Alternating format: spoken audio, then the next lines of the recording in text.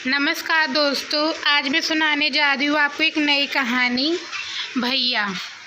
कीर्ति ने निशा का चेहरा उतरा हुआ देखा और समझ गई कि अब फिर निशा कुछ दिनों तक यूं ही गुमसुम रहने वाली है। ऐसा अक्सर होता है। कीर्ति और निशा दोनों का मेडिकल कॉलेज में दाखिला एक ही दिन हुआ था और संयोग से हॉस्टल में भी दोनों एक ही कमरा मिला। धीरे धीरे दोनों के बीच अच्छी दोस्ती हो गई। कीर्ति बरेली से आई थी और निशा गोरखपुर से। कीर्ति के पिता बैंक में अधिकारी थे और निशा के पिता महाविद्यालय में प्रधानाचार्य। गंभीर स्वभाव की कीर्ति को निशा का हंसमुख और सबकी मदद करने वाला स्वभाव बहुत अच्छा लगा था, लेकिन कीर्ति को निशा की एक ही बात समझ में आती थी कि कभी कभी वह एकदम ही उदास हो जाती और 2-3 दिन तक किसी से ज़्यादा बात नहीं करती थी। आज रक्षाबंधन की छुट्टी थी। कुछ लड़कियां घर गई थी और बाकी हॉस्टल में ही थी, क्योंकि टर्मिनल परीक्षाएं सिर पर थी। कीर्ति ने निश्चय किया कि आज वह निशा से ज़रूर पूछेगी। हॉस्टल में घर की याद तो सभी को आती है, पर इतनी उदासी। नाश्ता करने के बाद कीर्ति ने निशा से कहा, चल यार, बड़ी बोरियत हो रही है, घर की याद भी बहुत आ रही है। वहाँ तो सब त्यौहार मना रहे होंगे और यहाँ हमें पता नहीं कि उन्हें हमारी राखी मिली होगी या नहीं।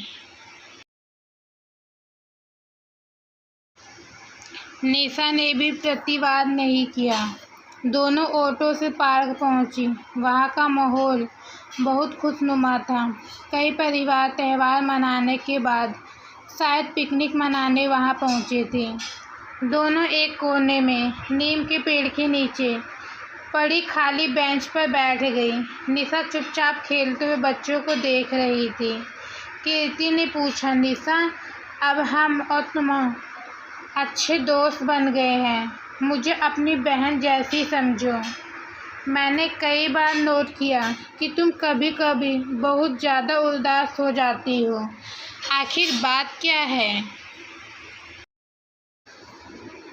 निशा बोली, कुछ खास बात नहीं, बस घर की याद आ रही थी। आज हल्के बादलों ने काली घटाओं का रूप ले लिया था और जब भी ऐसा माहौल बनता है तो मुझ पर बहुत उदासी छा जाती है। इसके पीछे ऐसी क्या बात है? कीर्ति ने पूछा। बस मेरे घर की कहानी बहुत ही अनोखी और उदास है। निशा कहने लगी। सुनोगी तुम? कीर्ति बोली। तुम सुनाओगी तो ज़रूर सुनूंगी। हम 4 बहनें थीं। हमारा कोई भाई नहीं था। बड़ी दीदी रेखा स्कूल में टीचर हैं, दूसरी सुमेधा जो एक LIC में काम कर रही है, तीसरी मैं और सबसे छोटी बल्ली। माँ और पापा को बेटे की बहुत इच्छा थी, इसलिए हम एक के बाद एक 4 बहनें हो गई। माँ व पापा को बेटी की चाहत के अलावा दादी को पोते को खिलाने की इच्छा हरदम सताती रहती थी। रक्षाबंधन आने वाला होता। उसके कई दिन पहले से घर में एक अजीब सी उदासी पसर जाती थी। अपने मामा, चाचा और बुआ के बेटे को हम बहनें पहले ही राखियाँ भेज देती थी।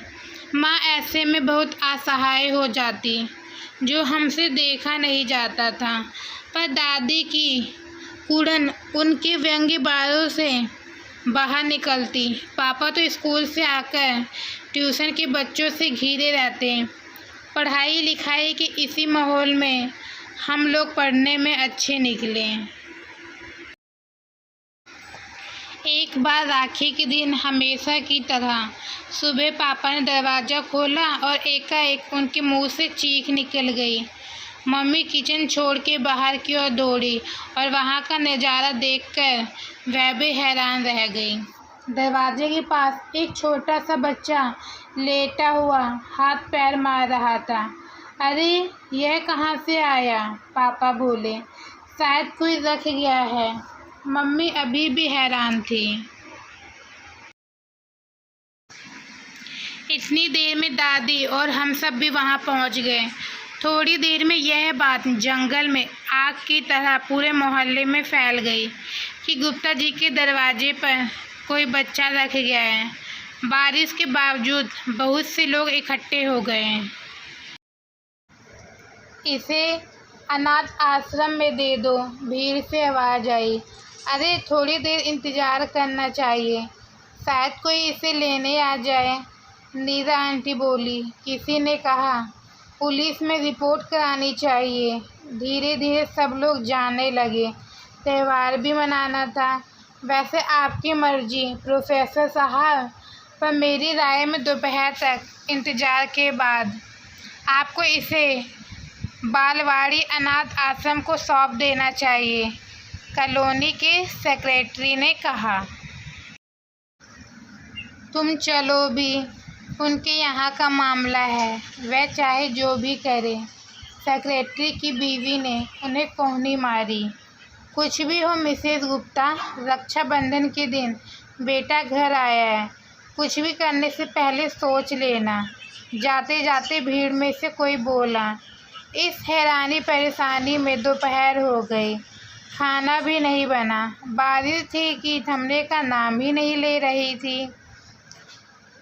लगता था जैसे किसी मजबूर के आंसू ही आसमान से बरस रहे हो। जाने किस मजबूरी में अपने कलेजे के टुकड़े को उसने अपने से दूर किया होगा। इधर लोग गए और उधर दादी और उनकी ममता दोनों ही जैसे सोते से जागी। उन्होंने उस नन्ही सी जान को गोद में लेकर पुचकारना और खिलाना शुरू कर दिया। उसे गर्म पानी से नहलाया और जाने कहाँ से ढूंढकर उसे हमारे पुराने धुले रखे कपड़े पहनाए। कटोरी में दूध लेकर उसे चम्मच से पिलाने लगी। पापा ने नहा धोकर जब बुआ की राखी हम लोगों से बंधवाई, तब दादी बोली, अब इस छोटे से भैया राजा को भी तुम लोग राखी बांध दो। रक्षाबंधन के दिन आया है। मैं तो कहती हूँ तुम लोग इसे अपने पास ही रख लो। मम्मी को तो जैसे विश्वास ही नहीं हुआ कि कहाँ छुआछूत को मानने वाली उनकी रूढ़िवादी सास और कहाँ ना जाने किस जात का बच्चा है, फिर भी उसे ऐसे सीने से चिपकाई थी कि मानो उनका सगा पोता हो। मम्मी पापा पसोपेश में थे, पर दादी की इस बात पर कुछ नहीं बोले। दोपहर बाद भी लोग आते रहे, जाते रहे और तरह तरह की नसीहतें देते रहे, पर दादी इन सब बातों से बेखबर उसकी नैपी बदलने, उसे दूध पिलाने की कोशिश में लगी रही। अगली सुबह सब चिंतित थे कि क्या होगा, पर मम्मी के चेहरे पर दृढ़ निश्चय था। मैं अनाथ आश्रम में जाकर बात करता हूँ। पापा के यह कहते ही मम्मी बोल उठी, नहीं, नन्हा यही रहेगा। पापा ने भी प्रतिवाद नहीं किया और दादी तो खुश थी। बस उसी दिन से भैया हमारे घर और ज़िंदगी में आ गया। मैं भैया के प्रति शुरू से ही बहुत तटस्थ थी, जबकि दोनों बहनें थोड़ी नाखुश थीं। उनकी बात भी कुछ हद तक सही थी। उनका कहना था कि मम्मी पापा के अच्छे व्यवहार और इस घर की अच्छी साख का किसी ने फ़ायदा उठाया है, और वह यह भी जानता था कि इस घर को एक बेटे की तीव्र चाह थी। खैर, उस गोल मटोर और सुंदर सी जान ने धीरे धीरे सबको अपना बना लिया था। माँ और दादी जतन से उसे पालने लगी। वह बड़ा तो हो रहा था, पर साल भर का हो जाने पर भी जब उसने चलना तो दूर, बैठना और गर्दन उठाना भी नहीं सीखा, तब सबको चिंता हुई। फिर उसे बच्चे के डॉक्टर को दिखाया गया। डॉक्टर ने कई टेस्ट कराए और तब पता चला कि उसे सेरेब्रल पाल्सी यानी एक ऐसी बीमारी है जिसमें दिमाग का शरीर पर कंट्रोल नहीं होता है। उस दिन जैसे फिर एक बार हमारे घर पर बिजली गिरी। माँ, पापा, दादी के साथ हम सभी बहनों के चेहरे भी उतर गए।